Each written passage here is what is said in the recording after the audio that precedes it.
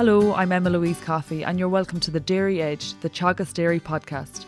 We're bringing you the latest information, insights and opinion to improve dairy farm performance. On this week's episode, dairy farmer Stephen Fitzgerald joins us to give his top tips to minimise workload and stress during the spring. But first, Stephen gives a brief outline of his farm. We're farming here in West Waterford, near Aglish, a reasonably dry area. But the farm is going through a massive growth spurt, like a lot of dairy farms over the last 10, 12 years. Like in 2009, 2010, we had 45 cows, and we plan to calve down 165 the coming spring. And like that's been a gradual increase, kind of 10 or 12 cows every year. Nothing drastic or no big massive jumps. We thought it was easier to do it this way because it'll give us a chance, give us more breathing space and figure out the large numbers as we're going. A lot of land came up around to buy and lease, and that's how we're after being able to do it. But the cows, we have kind of a high EBI black and white herd. They're 160 EBI, and the plan is to calve them down first week of February, out of grass as soon as possible, and keep them out of grass as long as possible. Kind of, I wouldn't say it's a low input system, but kind of 750 kilos a meal, and try and get 520 kilos milk solids out of them as easily as possible. That's the kind of where we're coming from. And who is involved, Stephen, day to day on the farm? Well, it's your typical family farm. Say, we were in partnership. Dad starting to retire now, so he's been here all his life. I was working up to 4 or 5 years ago, and came back, and we've been working together. So two of us work together on the farm full time, and then Mum helps Dad with the calves when there's a big glut of calves together. And just it's two of us every day, mainly. And like for the purpose of this discussion, we're going to focus on labour management during the spring and how to reduce labour requirements and also stress around this busy time. And you worked with Martina Gormley last year, and we can see from that you have quantified your labour input. I suppose if we look at the broad picture of spring on your farm, what do you think the key elements or practices are during that time that make things streamlined? It might sound stupid, but the simpler things are, the easier it is for people to know what to do and to get on with the jobs at hand. Like next week now, once Christmas time comes, we start getting organised for the calf and have sheds ready, have calving jacks, calving ropes, all just the small little things that might seem like small things at the time, but once you start in February, they're the things that take time, and just mainly organisation. And looking then to some elements of your updates from what we've seen on a weekly basis from you, fertility and 6-week calving rate. So I suppose getting a lot of cows calved in a short period of time is something that, you're achieving. Can you talk us through that? What sort of a figure are you at, and how long the calving season lasts? Going back along, we always had a nice herd of cows. So we started using high EBI black and whites on them, and the fertility is after coming through massively. So with last 7 or 8 years, we have over 90% calving in 6 weeks with 7 or 8 years consistently, and no problem doing it. But that brings its own problems as well. Because you have so many cows calving in such a tight space of time. But the main thing is like being organised, having a plan for the calves, having a plan for everything and following it through.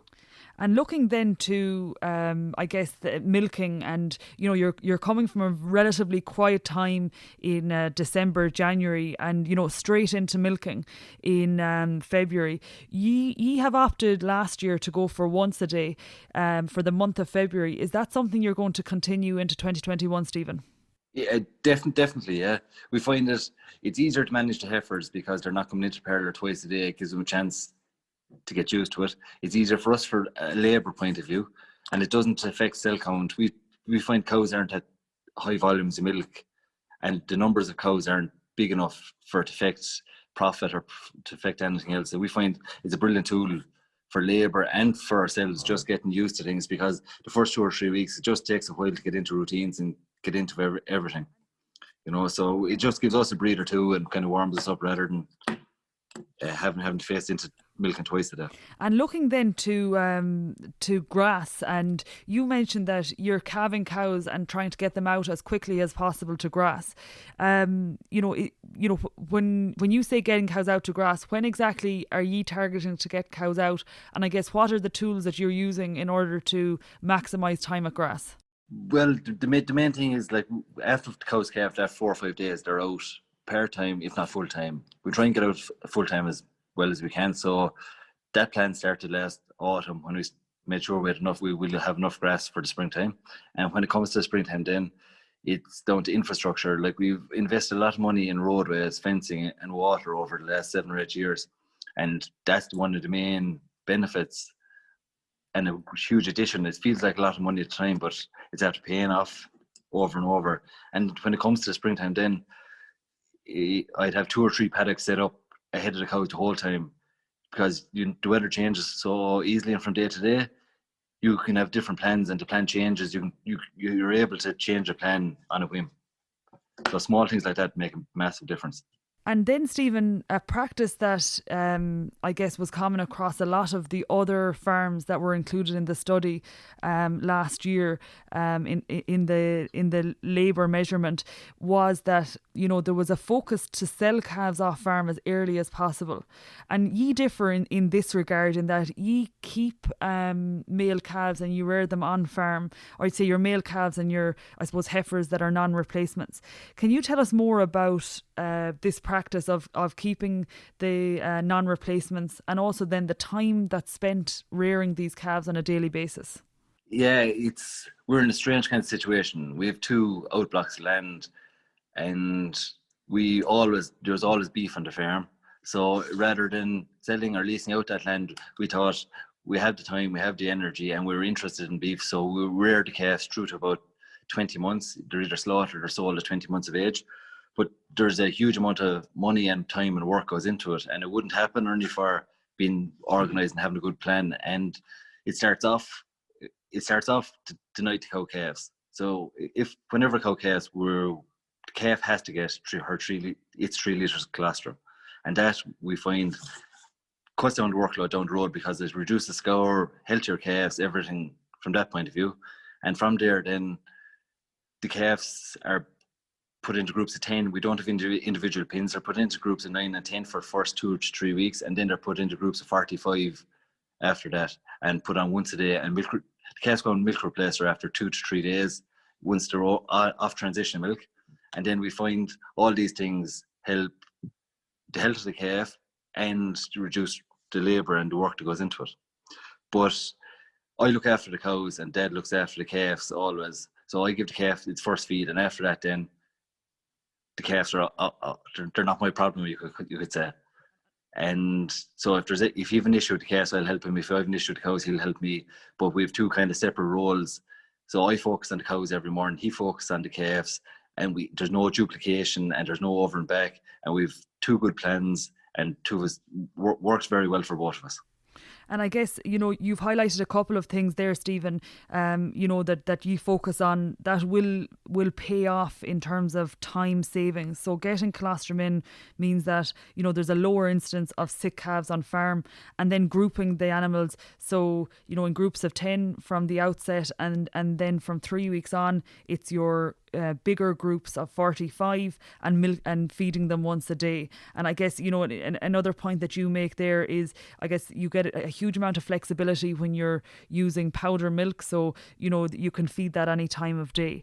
To follow on from that point that you talk about, your role is the cows and your dad's role is with the calves.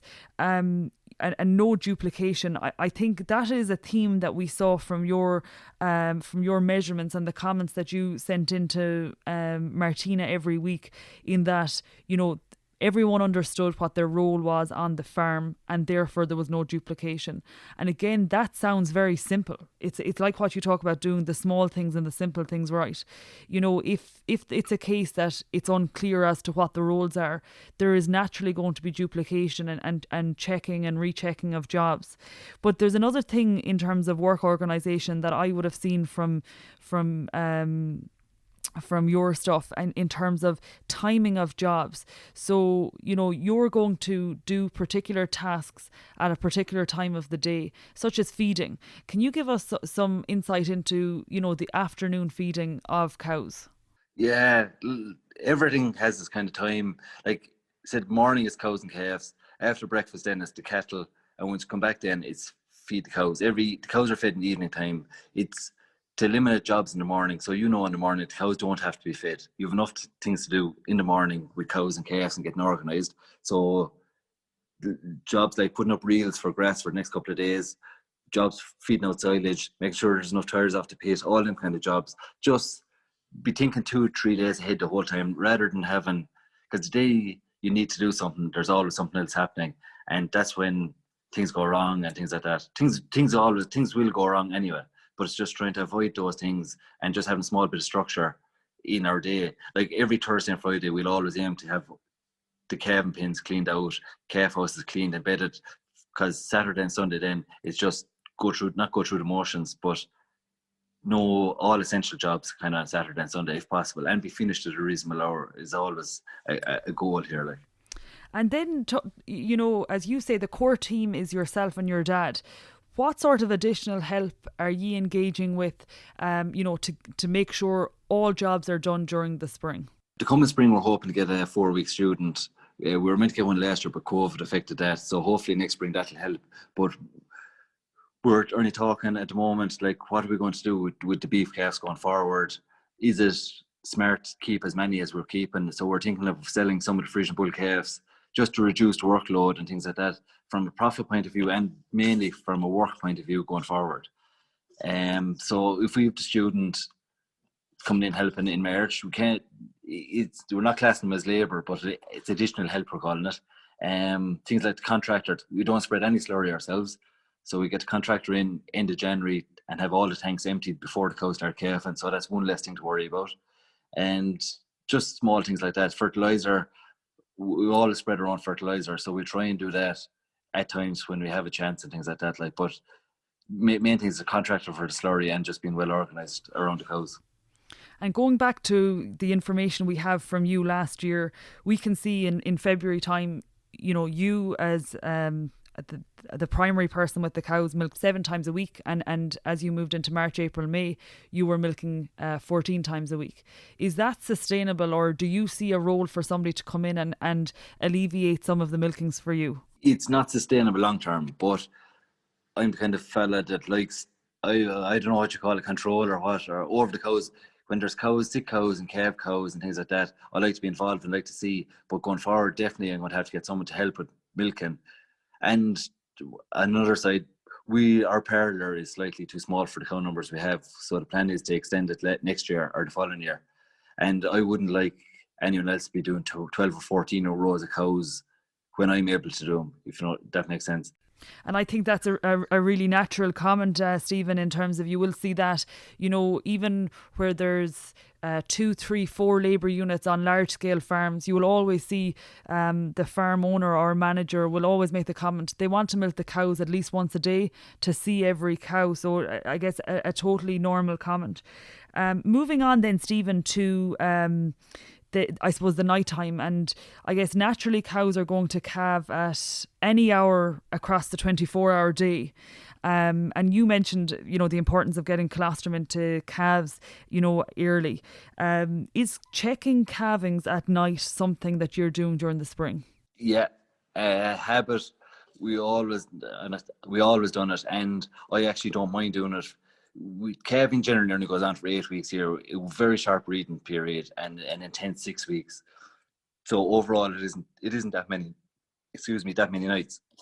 But yeah, once we've cows are grouped for calving, and I go down then in the middle of the night. There's generally cows after calving or cows about to calve, and I try and feed the calves colostrum as soon as possible. Just it takes time. It might feel like 15 or 20 minutes out of your night, but it's the time you're going to save in 2 or 3 weeks' time, preventing your scours or your chills and just getting calf health right from the start. We find it's huge. Like mortality rate in the calves is down to 1 or just 1% with the last 5 or 6 years.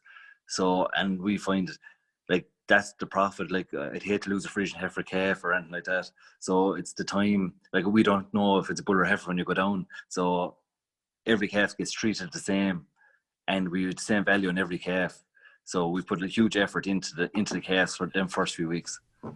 It's a super point you make, Stephen, and I think when we reflect on it, there is a perception that we will, really focus on the health of and I guess even the feeding and the management of the female calves. But I mean, you're an example of, a lot of dairy farms across the country where, as you say, regardless of the gender of the calf, you're going to look after them equally. The final point then to touch on, Stephen, start time and finish time. What exactly are you doing in terms of start time, finish time? And then just, I suppose, a follow-on question. When you revert to twice a day milking in March, are you seeing that finish time is extended out to later in the evening? Always, even when we were going to school, they always had thing being finished for 6 o'clock, being in for the news and things like that. That was always all year round, and I'm trying to keep that going as well.